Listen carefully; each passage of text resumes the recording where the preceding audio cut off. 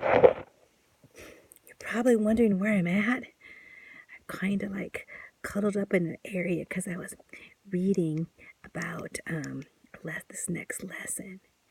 And this next lesson being kind of scary to me because it was about Egypt. But you know, when I think of Egypt and I think of the pyramids, I think of, mummies and Indiana Jones and, the tomb robbers and all those spooky things because the pyramids were really a graveyard for the very, very wealthy pharaohs and their family. And here they are still preserved today. Even their mummies. Ooh, little spooky. So here I am going to go over lesson 8 with you on the pyramids of Egypt. You know, when you think of those pyramids, they were humongous and they're still there. That's just it. And this was a long time ago, way back in ancient times, considered one of the most ancient cultures in the world. And if you go to Egypt, you can still see how they're preserved because it's so dry there, I guess.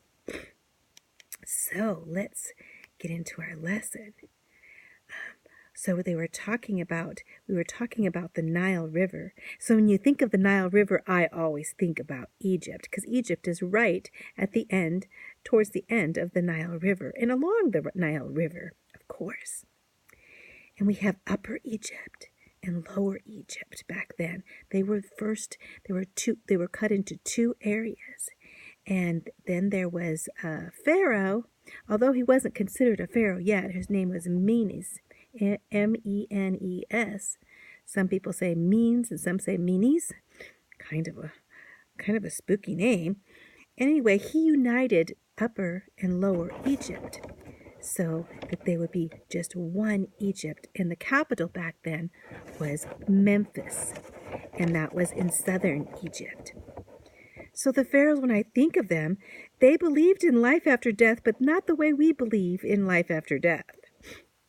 They actually believed that when they came into their new place after death, which they didn't call heaven or not, that they would be the same as they are right today. And so that's why in the tombs, they'd put all their wealth in there. There'd be jewels and emeralds and all their things. And they'd bury their family there with them after their family died, of course. And they also would have statues there, all the statues of all of themselves and everyone else and their artwork and a lot of different things, as well as their mummified body. But they were preserved because they thought they would need these things when they got to their new life, so-called new life. It's not what the Bible says.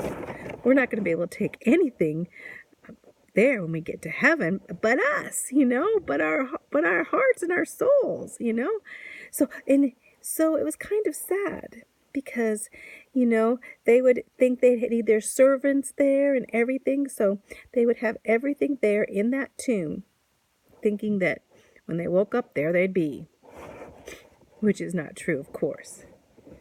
So when we look at those pyramids in your book, you see the pyramids, you'll see the way they built them. I like to start with this guy, and his name was Imhotep. I think of, Hoptep is kind of a different name, but he was the one that designed the pyramids. But he also did a lot of other things. And if you research him a little bit, he even took like moldy bread and he put it on people's sores that were infected. And he realized that something in that moldy bread was actually helping them from being infected. And now today we know what that is. That's called penicillin. But he didn't know. He was just trying different things. And so Imhotep was not only a builder, but he also was their doctor, and he did miscellaneous other things. And the first pharaoh was Pharaoh Djoser, kind of a strange name, in Memphis.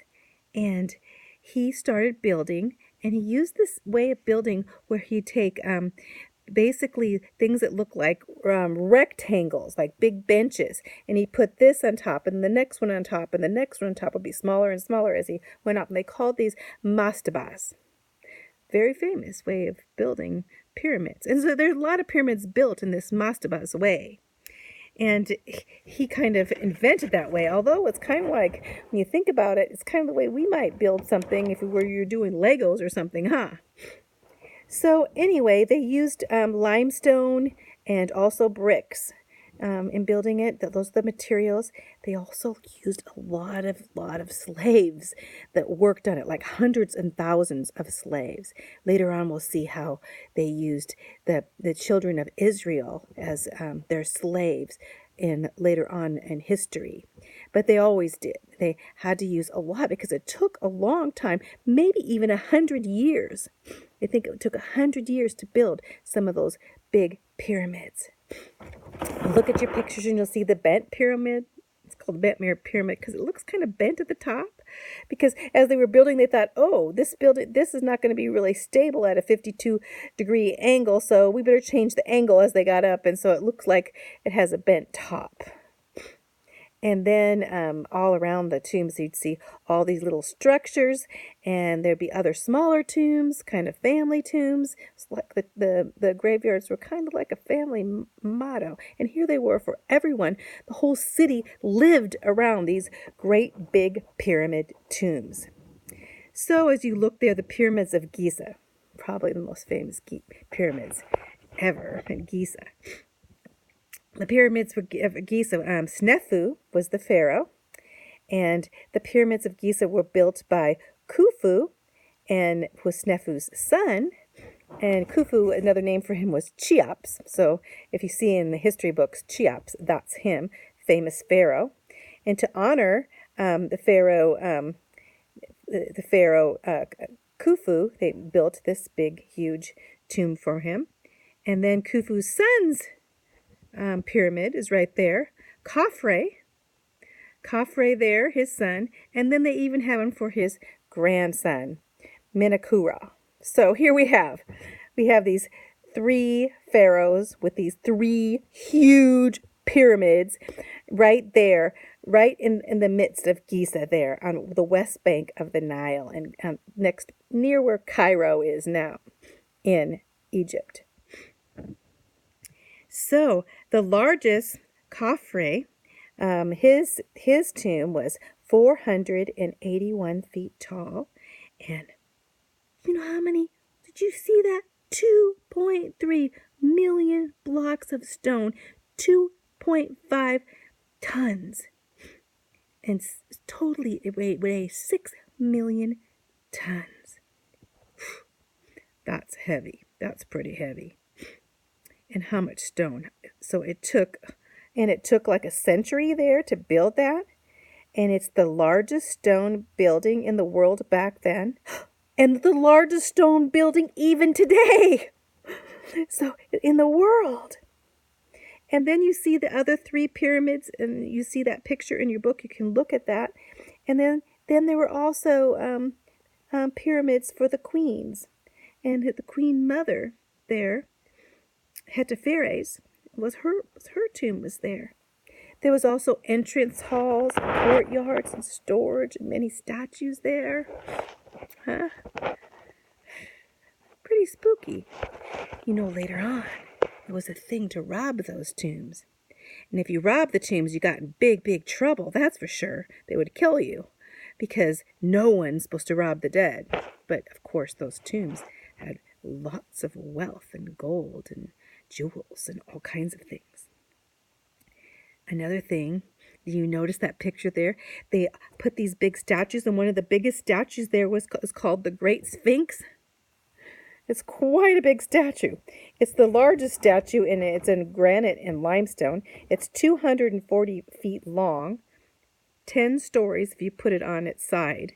That's quite a bit. 66 feet tall would be like 12 men standing on top of each other. That's how tall. And it was supposed to have the face of a man, and that was Khafre, Pharaoh Khafre's face, but had the body of a lion.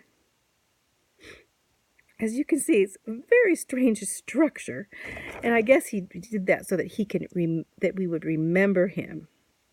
But I would not want to be remembered as my head on the top of a lion, would you? It's kind of strange. Anyway, we're going to be studying more about Egypt, and we studied a little about the papyrus on the Nile, how they used that. But most of all, they're remembered for the pyramids that they built. So when you see those pyramids, they usually center in Egypt. Although we find some pyramids in other parts of the world too. So anyway, we're going to go on. When I think of Egypt, I get kind of spooked a little bit because you think of King Tut, and when you go in the museum, I don't really like to go through the part of ancient Egypt. It looked a little spooky in there, huh? But Egypt, the Egyptians were in the Bible.